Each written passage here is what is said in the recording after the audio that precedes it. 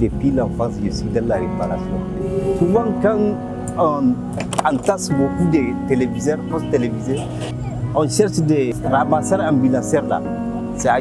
On va liquider ça à bon prix. Ils vont amener ça à Katako, on va casser ça. Les ramasseurs ambulants là, parfois on les donne 500 pour qu'ils ramassent tout ce saleté là pour les amener hors du ville. Donc tu vois, c'est ça qu'on fait parfois pour nous débarrasser de ce saleté parfois.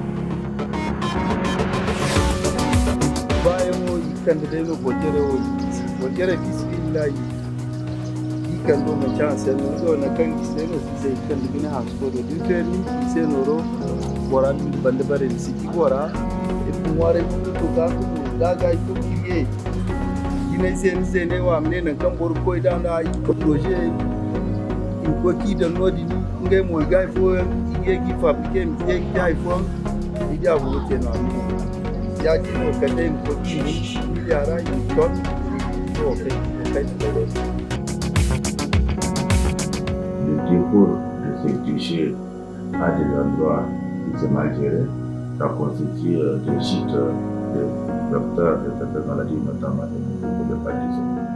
Ça peut aussi constituer un nid pour des rats qui sont aussi vecteurs de maladies.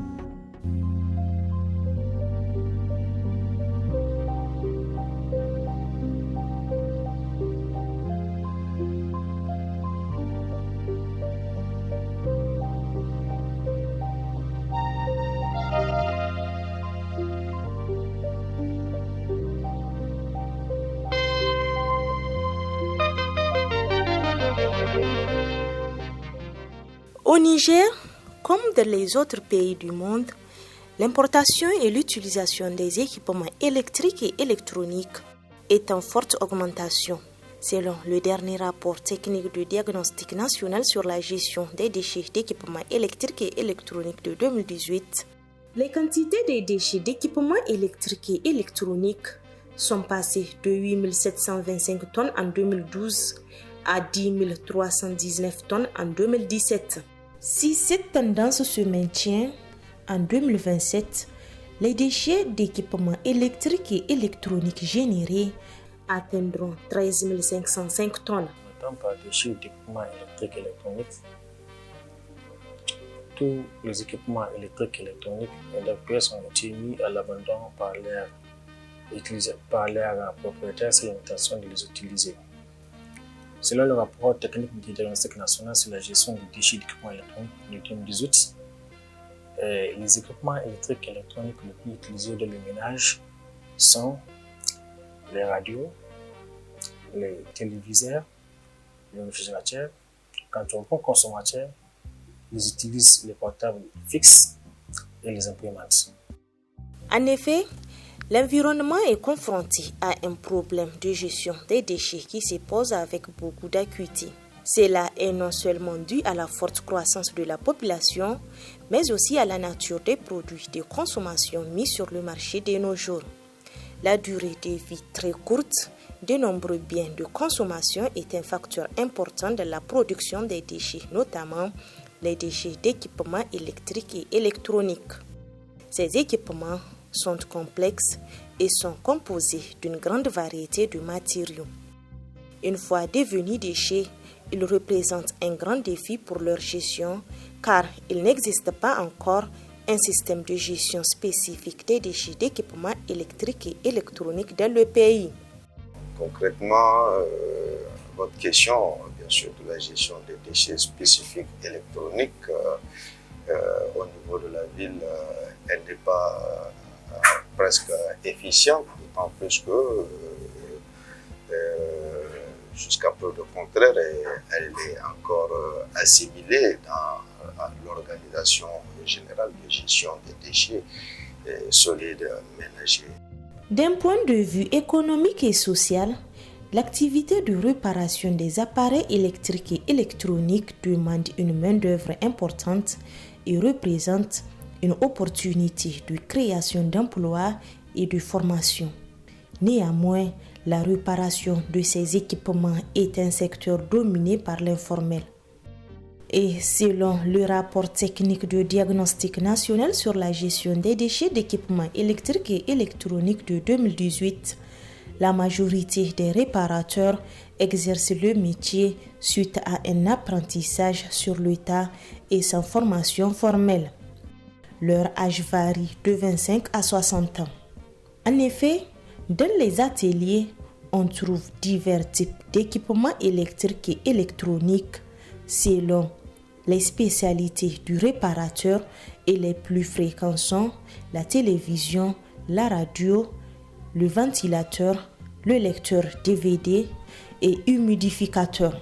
Les pièces qui présentent des défauts sont vendues ou offertes aux collecteurs. Quant aux déchets générés, ils sont soit brûlés, soit jetés sur les décharges. Ces déchets étant mal gérés, constituent un grand danger pour les différentes composantes de l'environnement et le cadre de vie de la population. Il est très important de savoir comment gérer ces types de déchets qui ont des composantes très différentes. Donc, selon la nature de l'équipement, que ce soit électronique ou électrique, on peut avoir des choses qui peuvent exploser, on peut avoir des choses qui contiennent du poison, etc. Donc, voilà pourquoi il faut les traiter. C'est pourquoi même les batteries, les piles, on dit de ne pas les mélanger dans les autres déchets, on dit de les mettre à part, etc. Les appareils aussi, c'est comme ça. Donc, voilà pourquoi il est important qu'il y ait véritablement de la sensibilisation pour que les gens comprennent les dangers que constituent ces déchets ou ces composantes-là une fois qu'ils ne sont plus en état de marcher et qu'ils sont autour de nous dans notre environnement. Et souvent, par méconnaissance, il y a certaines composantes qu'il est formellement interdit de brûler. Il faut les incinérer. Et souvent, les gens les brûlent. Et quand tu les brûles, tu fais dégager d'autres substances dans l'environnement donc qui altèrent la qualité de l'air. Certains fusibles ou certains types d'appareils, quand on les brûle, ça peut dégager d'autres substances toxiques qui peuvent nuire aux végétaux, aux oiseaux ou aux insectes et autres qui constituent une forme de biodiversité à protéger, mais qui peuvent véritablement renforcer les maladies respiratoires, par exemple. Et quand on les jette dans l'eau, dans les cours d'eau, parce qu'aujourd'hui, il faut les reconnaître, le fleuve Niger, ici dans la ville de Niamey, c'est comme le dépotoir de la ville. Donc, tout ce que nous ne voulons plus termine au sein du fleuve. Et c'est l'eau du fleuve aussi que nous consommons ici dans la plupart, en tout cas des quartiers de la ville de Niamey. Et c'est aussi les poissons qui proviennent du fleuve que nous consommons. Ça peut aussi avoir des impacts sur notre santé, malgré qu'il y a peut-être des procédures de traitement au niveau des racines qui nous permettent d'avoir de l'eau potable. L'incinération et la mise en décharge des déchets d'équipements électriques et électroniques impactent le plus les populations riveraines des décharges. Certains produits chimiques dangereux peuvent être transmis de la mère à l'enfant pendant la grossesse et l'allaitement. Ces métaux lourds se déposent dans les os, dans les dents et vraiment dans l'organisme. Quand ils sont dans ces endroits-là, la femme enceinte va les relarguer. Ils vont avoir un passage transplacentaire. Et imaginez un nouveau-né qui est en formation, qui va se retrouver son ADN modifié par ces produits chimiques, ce qui va créer beaucoup de malformations. Nous avons la dioxine qui est vraiment une substance qui peut entraîner un décès. Et malheureusement, on ne se retrouve pas, nous, en tant que professionnels de santé, à pouvoir faire ces diagnostics parce que ce n'est pas quelque chose que nous avons listé au quotidien. Il n'y a pas eu d'études de collecte scientifique, d'analyse pour nous permettre de dire que non, ça, telle manifestation clinique est liée à ça. C'est des processus qui se passent vraiment sur une longue période. Aussi, selon la direction de l'hygiène publique et de la santé environnementale, dont le rôle principal est la mise en œuvre de la politique nationale en matière d'hygiène publique et d'éducation pour la santé, les déchets d'équipements électriques et électroniques contiennent des substances chimiques très dangereuses, provoquant ainsi des pathologies pour la santé humaine. Les principales pathologies liées à ces déchets, donc à la manipulation, à la mauvaise gestion de ces déchets, c'est notamment les problèmes d'ordre cardiovasculaire, le problème de développement neurologique et également le cancer. La dangerosité de ces déchets dépend des éléments qui les constituent. Si en fonction des éléments qui constituent, c'est ça qui détermine. Prenons certains types de déchets tels que les batteries ou qui contiennent le lithium. Donc il y a, c'est ça, ou si on prend les lampes électriques que nous les voyons, donc c'est en fonction des éléments qui les constituent qu'il y a la dangerosité, donc en fonction des radioactifs que ça contient, ou bien des substances chimiques ou des substances toxiques que ça contient. Donc c'est pas de façon globale, tout déchet d'équipement électronique, électrique, c'est dangereux pour tel. Donc c'est en fonction de la constitution des substances. Malgré l'importance des équipements électriques et électroniques et les impacts négatifs que leurs déchets génèrent, il n'existe pas à ce jour une politique spécifique ou texte juridique spécifique réglementant leur importation, leur utilisation et leur gestion. Il n'existe pas de structure de gestion de ces déchets dangereux au Niger. La majorité des déchets des équipements électriques et électroniques finissent dans ces décharges où ils sont incinérés ou simplement abandonnés. Donc, étant mélangés aux autres déchets municipaux, ces déchets des équipements électriques et électroniques peuvent même se retrouver sur des sites de comblement de certains ravins ou anciennes carrières fermées. L'incinération comme forme de gestion de ces déchets aussi se fait à l'air libre par les ménages, mais aussi sur les décharges et dépôts non contrôlés par une pratique fréquente. À défaut de mieux gérer les déchets, les ménages ou la municipalité les incinèrent à l'air libre. Or, la combustion, notamment des matières plastiques, contribue de manière significative à la dégradation de la qualité de l'air en libérant des polluants organiques persistants, les dioxines et furanes, qui sont toxiques pour la santé humaine. Selon le rapport de suivi des déchets d'équipements électriques et électroniques à l'échelle mondiale pour l'année 2020, du point de vue de la conception des matériaux hors essence dans les équipements électriques et électroniques, jusqu'à 69 éléments, dont les métaux précieux par exemple l'or, l'argent, le cuivre, le palladium, le ruthenium, le rhodium, l'iridium et l'osmium. Des matières premières critiques comme le cobalt, l'indium, le germanium, le bismuth et l'antimoine, et des métaux non critiques tels que l'uranium et le fer. Dans le modèle d'une économie circulaire, l'ensemble des déchets d'équipements électriques et électroniques doit être considéré comme une source importante de matières premières secondaires. En recyclant donc les déchets d'équipements électriques et électroniques, les pays pourraient au moins limiter de manière sûre et durable leur demande de matériaux.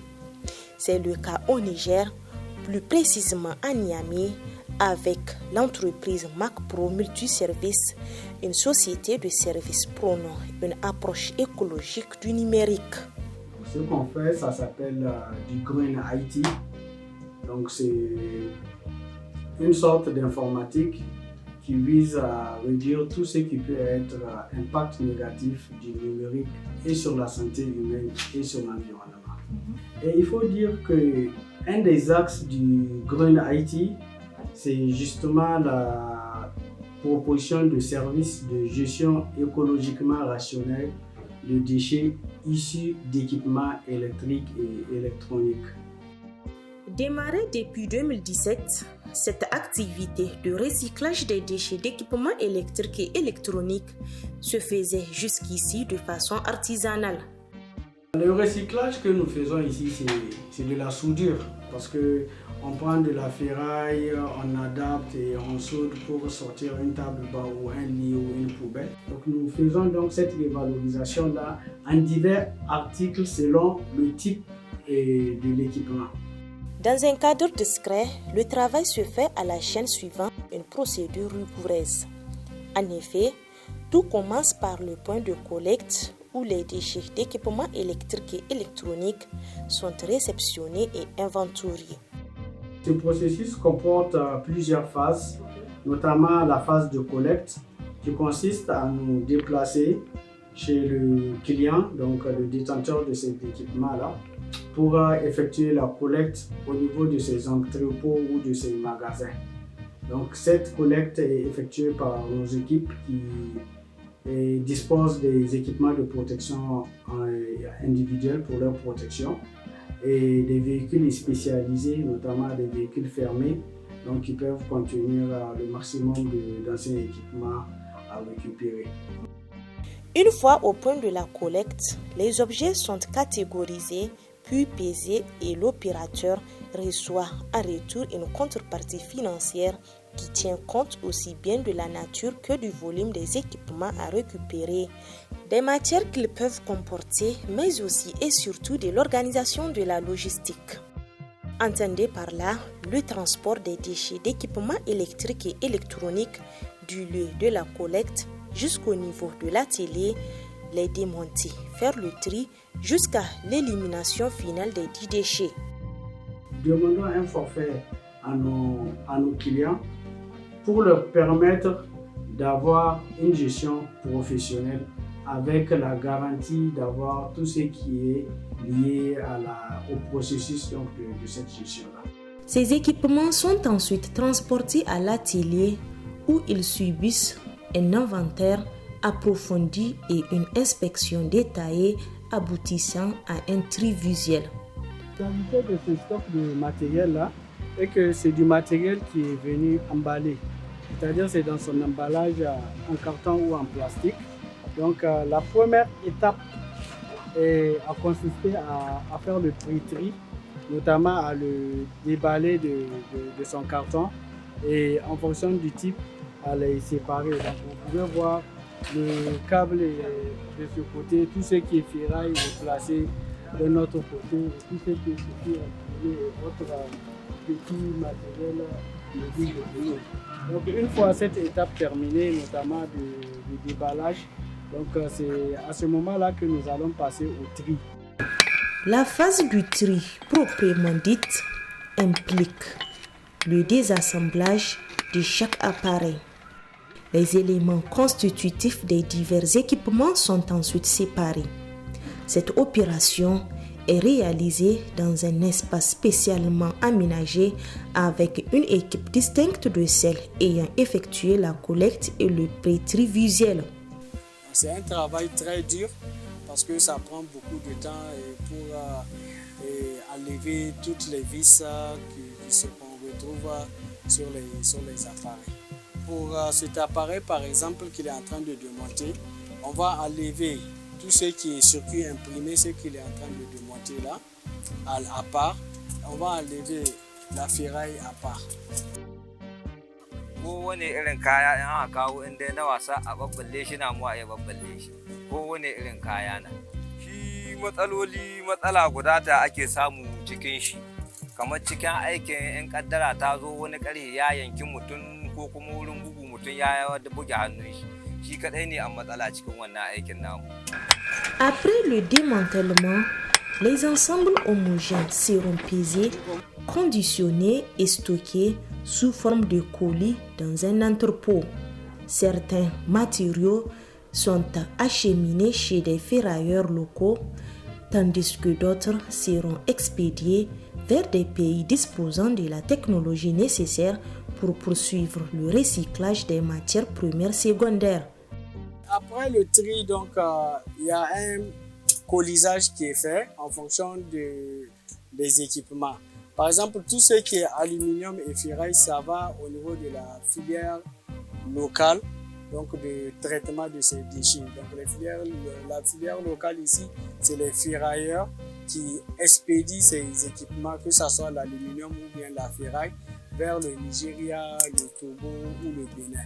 Maintenant, tout ce qui est circuit imprimé, comme c'est des équipements dont on n'a pas les compétences techniques pour extraire tout ce qu'il peut y avoir comme métaux précieux et autres métaux qui potentiellement dangereux, nous faisons un stock, ce que vous avez vu dans la chambre là, donc pour envoyer vers l'Europe où nos partenaires se chargent de faire le recyclage ultime de ces éléments-là et nous envoyer les certificats de recyclage à la fin du processus.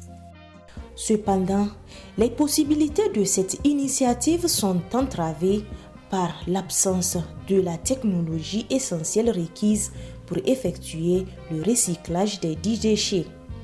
Le problème qu'on a, il n'y a vraiment pas d'installation spéciale pour recycler les déchets d'équipements électriques et électroniques. Parce que l'installation même pour organiser ce recyclage-là, c'est une installation qui coûte excessivement cher et qu'une société ne peut vraiment prendre en charge.